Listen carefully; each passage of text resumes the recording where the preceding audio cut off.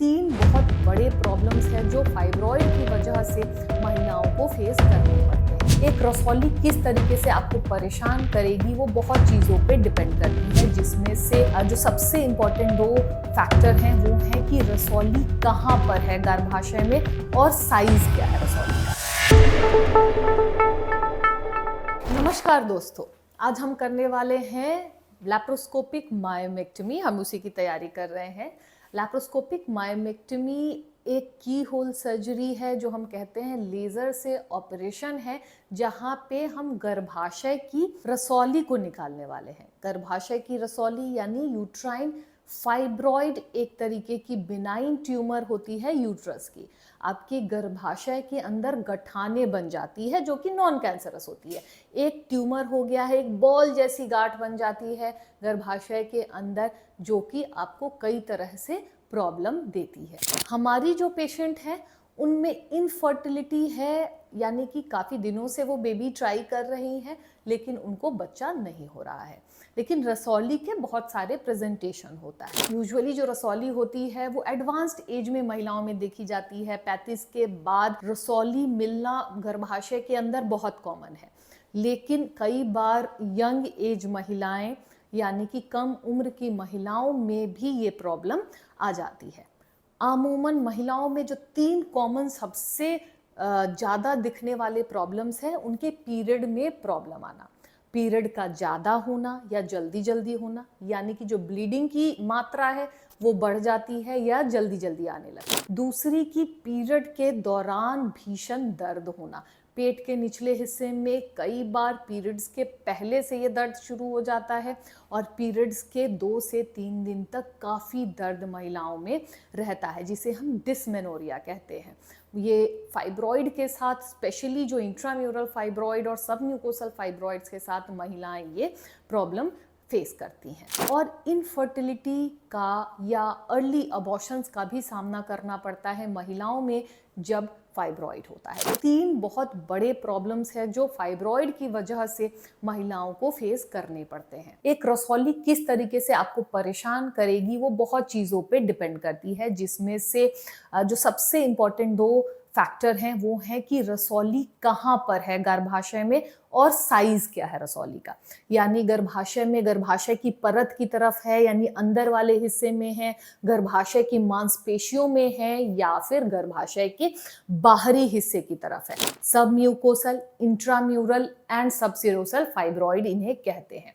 जो सबसे ज्यादा सिम्टोमेटिक रसौली होती है, जिसमें मतलब महिलाओं को बहुत ज्यादा प्रॉब्लम होती है, वो है सबम्यूकोसल और इंट्राम्यूरल फाइब्रॉइड। सबम्यूकोसल फाइब्रॉइड्स तो इतने सिम्टोमेटिक होते हैं कि एकदम छोटे मटर के दाने के बराबर भी अगर आपको फाइब्रॉइड होता है तो कई बार बहुत ज़्यादा ब्लीडिंग का सामना करना पड़ता है महिलाओं को, और सिम्टम्स होते हैं, अबॉर्शंस होने लगते हैं। यानी कि सबसे सिम्टोमेटिक फाइब्रॉइड अगर है तो वो है सबम्यूकोसल फाइब्रॉइड, और ज़्यादातर केसेस में कोई भी साइज हो, अगर आपको इससे प्रॉब्लम हो रही है तो हमें निकालना पड़ता है।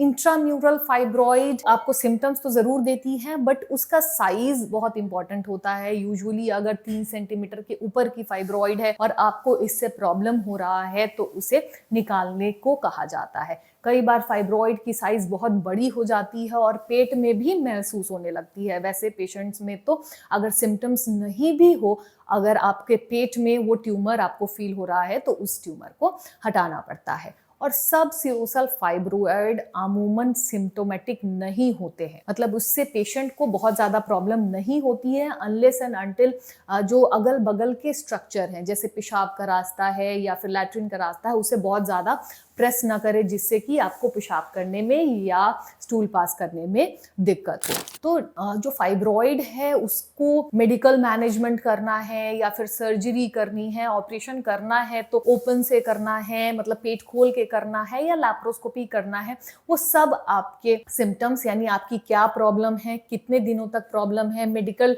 ट्रीटमेंट आपने लिया है या नहीं लिया है, इन सारी चीज़ों पे निर्भर करता है। आप कहाँ सर्जरी करा रहे हो, सर्जन की क्या एक्सपर्टाइज है, इस पे भी निर्भर करता है। तो फ्रेंड्स, आज के वीडियो में हम करने वाले हैं अपने पेशेंट की लैप्रोस्कोपिक मायोमेक्टमी, यानी कि दूरबीन के माध्यम से हम पेशेंट के अंदर एंटर करेंगे और इसी दूरबीन के माध्यम से फाइब्रॉइड को निकाला जाएगा और मॉर्सिलेटर की माध्यम से जो ट्यूमर मास निकलता है उससे पीसेस में कट कर करके हम निकालते हैं, जिससे कि की होल से भी इतने बड़ा जो ट्यूमर है, मतलब छोटा सा इंसिजन हमने दे रखा है पेट पे, उससे इतना बड़ा फाइब्रॉइड हम निकाल लेते हैं, क्योंकि उसको मॉर्सिलेट कर देते हैं, उसे कटिंग कर करके हम निकालते हैं।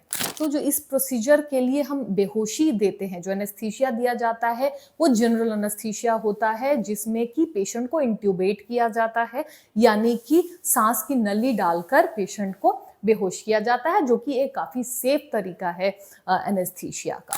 सर्जरी के दौरान अमूमन 3 से 4 पोर्ट्स पेशेंट के पेट पे बनाए जाते हैं, कि पोर्ट्स वो एंट्री पॉइंट होता है जिससे कि हम पेट से एंटर करते हैं, पेट के जो आगे की परत होती है एंटीरियर एब्डोमिनल वॉल से एंटर करते हैं पेट के अंदर, और उससे स्कोप से हम अपने ट्यूमर को देखते हुए सर्जरी करते हैं। तो फ्रेंड्स, जैसा हम देख सकते हैं, ये पेशेंट का जो फाइब्रॉइड है वो काफ़ी बड़ा है, ये लगभग 6 × 6 सेंटीमीटर का फाइब्रॉइड हम देख पा रहे हैं, और साथ में पेशेंट को ओवरी में सिस्ट भी है। तो इस सर्जरी में हम दोनों ही सर्जरीज को करेंगे, यानी कि एक तो ट्यूमर भी हटाएंगे और जो सिस्ट है पेशेंट की ओवरी में उसको भी हटा देंगे। ऑपरेशन के दौरान बहुत ज़्यादा ब्लीडिंग ना हो, इसीलिए कई बार हम इंजेक्शंस जैसे कि वेसोप्रेसिन यूट्रस के अंदर जो फाइब्रॉइड है उसके अंदर लगा देते हैं, जिससे कि जो ब्लड सप्लाई होती है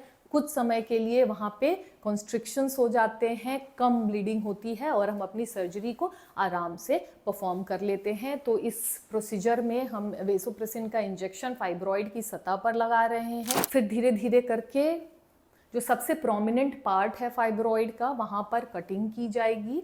और ये सही प्लेन मिल गया है, इसी प्लेन के माध्यम से हम जो रसौली है उसे धीरे धीरे मायोमा स्क्रू से खींचते हुए इस ट्यूमर को निकाल लेंगे। तो जो फ्रेंड्स, फाइब्रॉइड निकालने के बाद ये जो मांसपेशियां अगल बगल की इतनी हैवी हो गई हैं और जो डेड स्पेस बन गया है उसे हमें बंद करना पड़ता है, ताकि वहाँ ब्लीडिंग ना हो, वहाँ कोई खून का थक्का ना जमे और इन्फेक्शन का कोई फोकस ना रह जाए। इस एरिया को हम सूचर्स के माध्यम से क्लिप करेंगे, सूचर्स के माध्यम से उसे स्टिच कर देंगे, ताकि वो एरिया जो खाली है वहाँ पे कोई डेड स्पेस ना बचा रहे। तो लैप्रोस्कोपी में स्टिचिंग आसान हो जाती है, ढीली नहीं पड़ती है। ये जो इंस्ट्रूमेंट आता है जिसे हम मॉर्सिलेटर कहते हैं, उसके माध्यम से इसकी कटिंग कर देंगे और फिर हम ट्यूमर को निकाल लेते। तो फ्रेंड्स, हमने इस सर्जरी को कंप्लीट कर लिया है, पेशेंट सेफ है और 2 दिन के बाद पोस्ट ऑपरेटिवली हम पेशेंट को डिस्चार्ज कर देंगे।